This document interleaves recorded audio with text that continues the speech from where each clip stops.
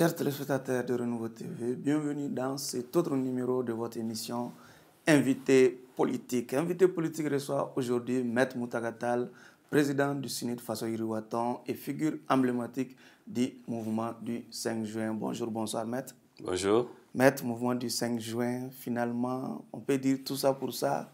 Comme dirait l'autre, le M5 est mort de sa belle mort. Vous savez, il y a des formules qui font le buzz. Elles frappent les esprits sans qu'il y ait forcément derrière une consistance. Au niveau du M5 RFP, nous n'avons jamais soutenu que nous étions un mouvement monolithique. Le monolithisme ne sied pas en pluralisme. Aucune des composantes du M5 seule ne pouvait atteindre les objectifs que l'on s'est fixés. Mais dans le même temps, aucune des composantes n'était indispensable pour nous permettre d'arriver à nos objectifs. Nous avons travaillé dans la cohésion. Dès l'abord, nous avons entendu beaucoup de néo-experts sur le Mali dire ils viennent d'horizons tellement différents, ils sont tellement hétéroclites qu'ils ne pourraient pas y arriver. Mais précisément, ils avaient inversé les choses. Ils ne se sont jamais posé la bonne question qui était celle-ci. Mais qu'est-ce qui a pu unir toutes ces femmes et ces hommes venant d'horizons si divers? C'était la cause du Mali. C'était le départ d'un régime qui était responsable de tous nos maux, avec comme objectif ultime de refonder le Mali. Le régime est parti. Certains se sont trompés. Ils pensaient que la lutte était terminée et qu'il fallait en tirer les dividendes. C'était loin d'être le cas. Parce qu'il fallait refonder. Et puisque c'était cela, nous avons donc décidé de continuer et nous continuons avec nos objectifs, avec nos entités, plus déterminées que jamais à refonder notre pays. Maître, avec cette analyse, on ne peut pas dire que vous êtes dans le déni où vous jouez à la politique de l'Autriche avec nous, quand on sait que la CEMAS, quand même, c'était une entité importante du M5. Son départ ne peut pas être considéré comme un non-événement, comme vous semblez le présenter. Je n'ai jamais dit, entendu dire d'abord, on ne nous a jamais notifié le départ de la CEMAS. Le coordinateur général de la CEMAS a quand même annoncé à la face du monde que le M5 était mort de sa belle mort. Mais ça, c'est une constance. Je continue. Allez-y. Nous avons fait notre dernière rencontre avec vous, la presse, il y a exactement une semaine. La CEMAS était là, après les annonces dont vous parlez. Non, la CEMAS a quand même été représentée par quelqu'un, mais pas son coordinateur général comme on a l'habitude de le voir. Vous savez, moi, je ne prétends pas être propriétaire du Synit. J'en suis le président.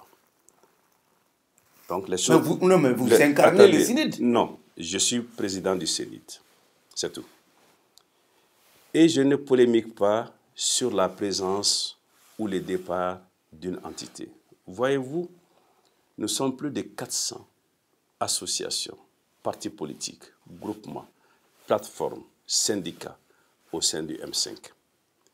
Les formules magiques qui font choc m'importent peu. Nous avons des objectifs. Nous sommes encore ensemble, nous travaillons à les obtenir. Tout ce qui peut nous distraire et nous amener vers des chemins, des sentiers qui ne sont pas les nôtres, ne m'intéresse absolument Même pas. Le fait que vous soyez... Et je vais vous dire une chose. Je vais vous dire une chose. Si une seule des entités du M5 pouvait atteindre les objectifs qu'on s'est fixés, jamais il n'y aurait eu de rassemblement. Le rassemblement, par définition, suffit que les entités seules ne peuvent pas et qu'il faut qu'elles se mettent ensemble. Moi, je ne suis pas de ceux qui croient ni en l'homme providentiel, ni en l'entité indispensable. Nous avons commencé un combat, plaise à Dieu que nous puissions le mener à son terme pour le bien du Mali. Vous seriez même au sommet de quitter, de ne plus tenir vos réunions au siège de la CEMAS. Vous savez, dans la vie, il ne faut jamais faire deux choses. Renier le passé, insulter l'avenir. Une fois, j'ai eu l'occasion de dire que le siège du Sénat est plus grand, plus confortable, plus accueillant que là où on se réunissait. Donc, aller nous réunir là-bas procède plutôt de circonstances que de nécessités. Nous nous réunissons ailleurs aujourd'hui, dans des conditions encore plus confortables. C'est tout ce que j'ai pu dire. Nous avons aussi constaté, après le renversement du régime Ibeka, vos relations avec l'autorité morale, votre autorité morale, qui était, si je peux m'exprimer ainsi, l'imam Mahmoud Dicko, s'est carrément détérioré. Aujourd'hui, est-ce qu'on peut dire aujourd'hui que la lutte unit, le pouvoir divise? Mais, sauf que nous ne sommes pas au pouvoir. Nous sommes loin d'être au pouvoir pour que le pouvoir nous divise, premièrement. Deuxièmement, nous ne nous sommes pas battus pour le pouvoir, mais là, j'ai des précisions importantes à vous donner. Nous nous sommes battus pour le changement. Pendant que nous nous battions pour le changement, certains nous ont combattus. On luttait contre le changement. Ils n'étaient donc pas dans la logique du changement. Nous avons juste estimé que dans l'histoire de l'humanité, on n'a jamais vu les femmes et les hommes porteurs du changement qui se mettent en position de combat pour changer, qui obtiennent le départ d'un régime et qui sont mis en marge de la gestion. Il ne s'agit pas d'une question de pouvoir ni de complexe. Quand on est porteur de changement, qu'on croit au changement, qu'on a les arguments pour apporter les changements, qu'on a à réfléchir sur les voies et moyens pour changer, on peut légitimement dire et utilement dire, si je suis là, le changement sera une réalité. Nous n'avons pas dit plus, nous n'avons pas dit moins.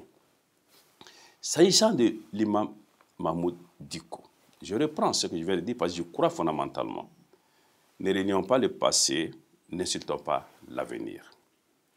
Il y a eu honnêtement des révélations choquantes et difficiles. L'imam Mahmoud Dicko a dit « Je m'exprimerai sur ce sujet ».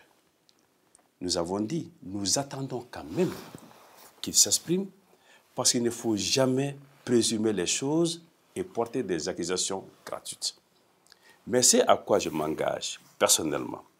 C'est que tout ce qui sera avéré sera porté à la connaissance et du M5 et des Maliens et de la communauté internationale. Sauf qu'en attendant, on a quand même vu que votre dernier communiqué a pris acte du départ de l'imam Dicko. Non, on n'a pas pris acte d'un départ de l'imam Dicko. Nous avons dit que nous respectons sa décision de retourner dans sa mosquée. Il a dit... Cela sous-entend quoi, maître? Qu'il n'est plus avec vous? Il a dit au monument de l'indépendance, pendant qu'on était en pleine osmose, je suis un imam.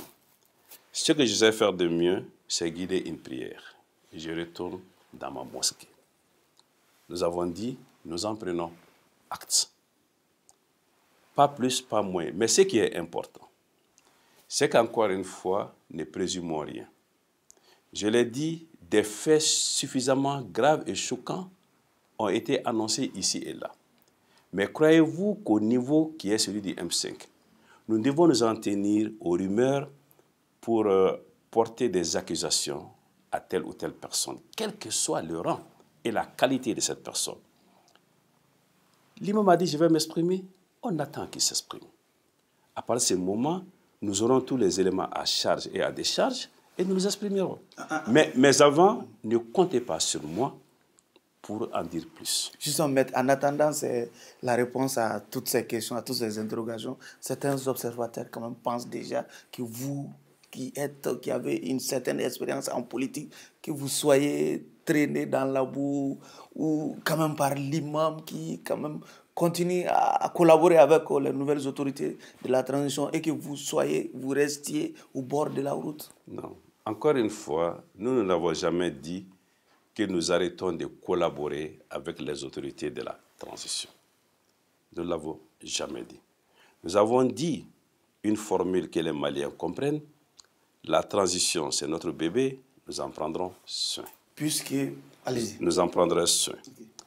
On n'a pas besoin d'être président de la transition, premier ministre de la transition, ministre de la transition. Pourquoi vous avez envoyé votre CV pour être Premier ministre si on n'a pas besoin d'être Premier ministre pour apporter sa pierre à l'édification de cette transition? Je vais vous dire une chose. Le poste de Premier ministre m'a déjà été proposé, j'ai refusé. Je suis resté 25 ans, j'ai refusé d'être ministre. Chacun le sait. Quand j'ai été ministre, j'ai quitté le gouvernement, on m'a rappelé pour venir, j'ai dit non. Je ne suis pas en quête de position personnelle. Mais je vous pose une question. Si le M5 n'avait pas accepté d'envoyer les CV demandés, et si parmi les CV demandés, il n'y avait pas de CV consistants, comment les Maliens allaient réagir?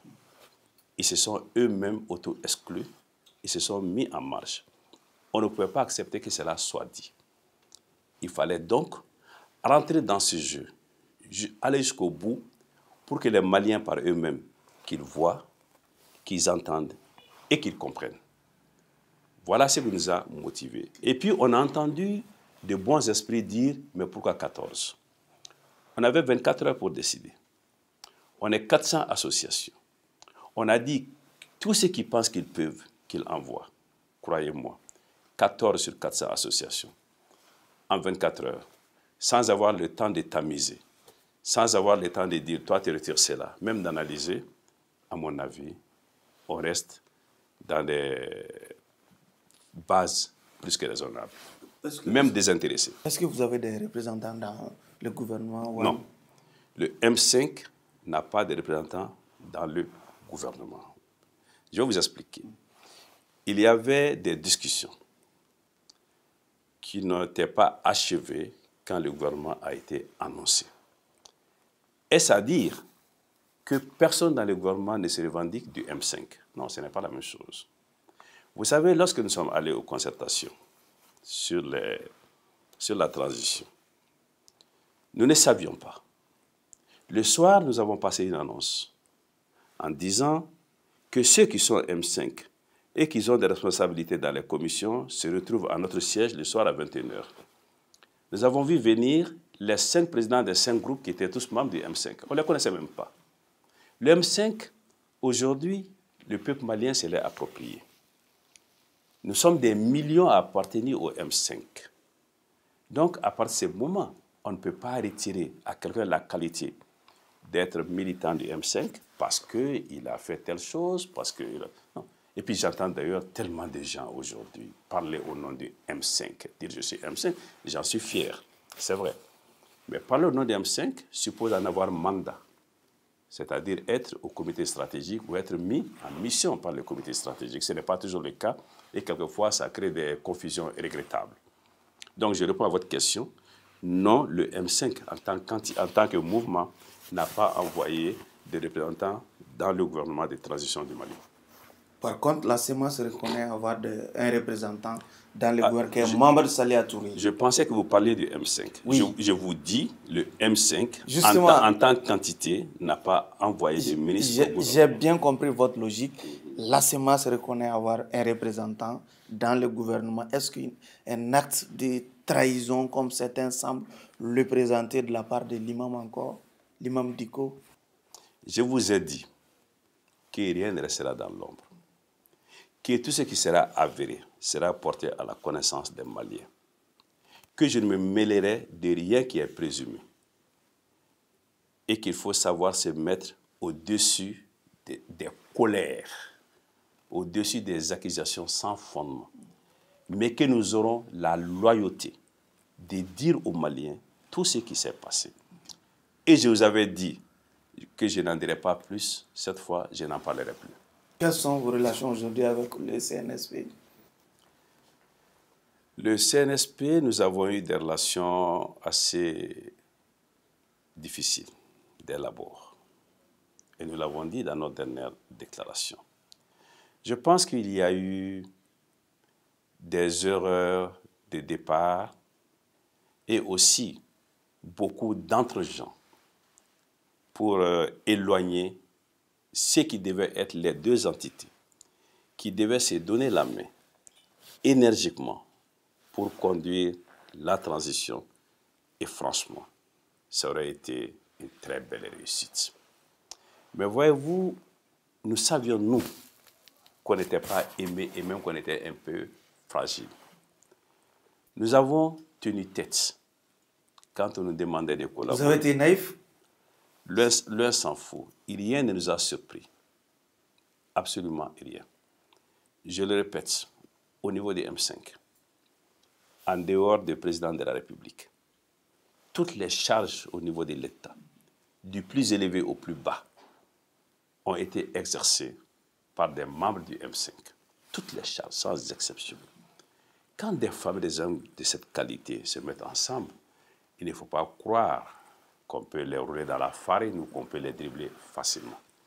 Mais encore une fois, nous avons fait le choix d'aller jusqu'au bout de toutes les logiques et de permettre aux Maliennes et aux Maliens de comprendre et de trancher par eux-mêmes.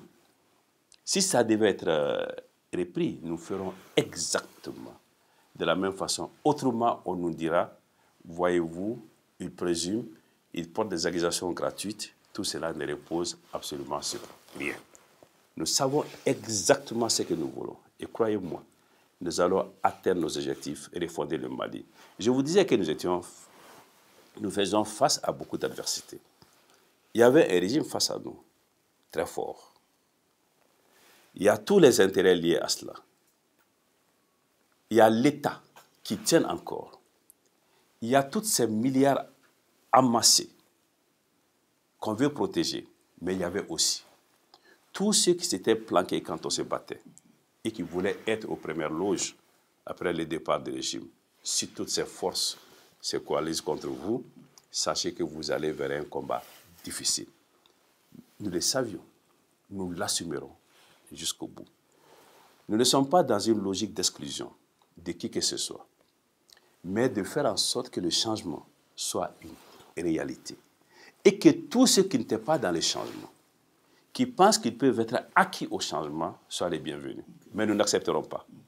Nous n'accepterons pas le régime de IBK sans IBK. Certains estiment déjà que vous, vous, M5, avez tout perdu déjà, que le seul lot de consolation qui vous reste, c'est le CNT. Est-ce que vous pensez que cette déclaration est sévère? Elle est profondément injuste d'une part et elle est carriériste. Parce qu'on n'est pas président de la transition, parce qu'on n'est pas dans un gouvernement, on a tout perdu. Mais qu'est-ce que c'est que cette façon de réfléchir? Les gens pensent que nous, on allait sous le soleil, sous la pluie, sous la poussière, sous les balles, sous les grenades lacrymogènes pour être ministre. Franchement, qu'ils les gardent bien, encore une fois, ceux qui sont au M5. Nos ambitions ne peuvent pas être celles-là. Ça, c'est derrière nous. Nous ne sommes pas des jeunes gens qui courent pour faire une carrière. Nous avions dit que le Mali allait à la catastrophe pire, que le Mali était menacé dans son existence en tant que république laïque, en tant que nation, en tant que démocratie, et qu'il fallait sauver cela. Ils pensent que tant qu'on n'est pas dans un organe, on a tout perdu. Nous, on aura tout perdu si on ne réussit pas à empêcher le Mali de sombrer. Mais aussi longtemps que nous serons dans ce combat, nous aurions la force et la vigueur pour continuer. Et au cas où nous obtiendrons ces résultats, que nous sauverons le Mali, nous aurons tout obtenu.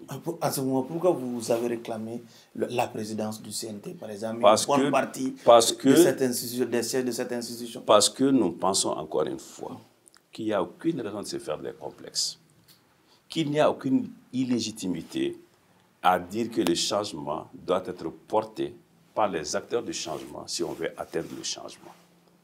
Il n'y a pas de complexe. Il n'y a pas d'illégitimité à le dire. Mais de là à conclure que puisqu'ils ne sont pas à ces responsabilités pour conduire le changement, ils ont tout perdu, on dit non. Nous verrons pour que le changement soit. Ce qui est le plus important. Il aurait été plus rapide d'obtenir ce changement si, avec les idées on a réfléchi sur le changement, sur les actes à poser, si nous-mêmes étions là pour aller vite. Maintenant, nous devons faire deux choses. Nous devons empêcher ceux qui veulent bloquer le changement. Ça va faire beaucoup de temps au Mali, surtout la transition enferrés dans des délais extrêmement courts, qui ne sont d'ailleurs pas raisonnables, disons-le. Donc on va perdre beaucoup de temps et d'énergie. Donc vous êtes pour une prorogation du délai de la transition? Je ne demande pas une prorogation du délai de la transition. Nous, M5, aurions mieux négocié pour que ça ne soit pas 18 mois. Et on avait d'ailleurs là-dessus fait des annonces très claires. Nous étions sur 2 ans. Le M5 avait soutenu 2 ans clairement et on n'aurait pas cédé. On a l'impression également aujourd'hui que le processus de mise en place du CNT a du plomb dans l'aile. Comment expliquer cette lenteur, ce retard dans la mise en place de cet organe? Voyez-vous, vous venez de répondre à une question, j'allais dire même une accusation portée. Si le M5 avait été dans les affaires, croyez-vous réellement que la mise en place du CNT allait prendre tant de temps? Nous avions fini, nous, de réfléchir à cela avant même le départ de l'ancien régime. Ça se serait passé plus rapidement, plus efficacement, plus utilement, parce qu'on était prêts. Ce sont ces pertes de temps, ces dysfonctionnements que le M5 et le CNSP mis ensemble auraient pu éviter. Alors, pour donner une image très claire, aujourd'hui la transition marche sur une seule jambe.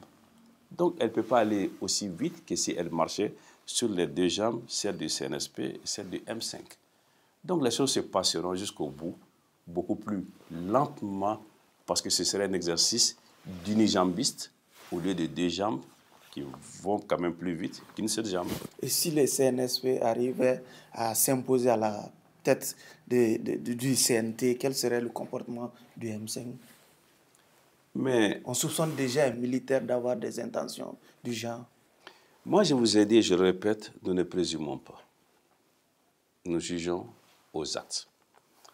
Nous avons dit que ce n'était pas de la surenchère pour le M5 de dire nous voulons la présidence du CNT, nous voulons le quart des membres du CNT pour donner un peu plus de vigueur à la transition. Nous attendons et nous apprécierons. Récemment, le rapport du vérificateur général a été donné au président de la transition Bandao, qui en commentaire a déclaré que ça sera le Mali ou dehors. Quel commentaire après cette phrase du président de la transition, une menace? Non, je ne pense pas qu'il faille considérer ce qui est dit comme une menace, mais comme une profession de foi, une volonté de mettre un terme à certaines pratiques. C'est le combat du M5. Mais le rapport qui a été remis hier a trouvé une pile de rapports. Je pense qu'il faut aujourd'hui que chacun se dise que les rapports ne sont pas faits pour être empilés dans les tiroirs, qui sont faits pour être exploités. Et que pour cela, il y a un certain nombre de conditions à réunir. Il faudrait que l'opinion pleinement informée exige qu'il en soit ainsi. Il faut que les magistrats qui sont en première ligne soient mis dans les conditions, en responsabilité, de faire leur travail avec la volonté ferme d'y arriver. Et il ne faudrait pas, c'est le plus important, qu'il y ait la plus petite entrave politique. Si ces différentes conditions sont réunies, on pourrait arriver à l'essentiel, que chacun se dise qu'il n'y aura plus d'impunité au Mali et se comporte de façon responsable, digne et loyale. Un mot sur la libération de Soumaïla Cissé. La libération de Soumaïla Cissé est heureuse, tous les Maliens, toute obédience politique, sociale, culturelle. Qui a été obtenue contre la libération de plusieurs centaines de djihadistes. Dans ce cas, je me situe en dehors d'un cas ponctuel. De façon générale, je pense que tout ce qui peut permettre à des femmes ou à des hommes d'avoir le gain facile doit être proscrit.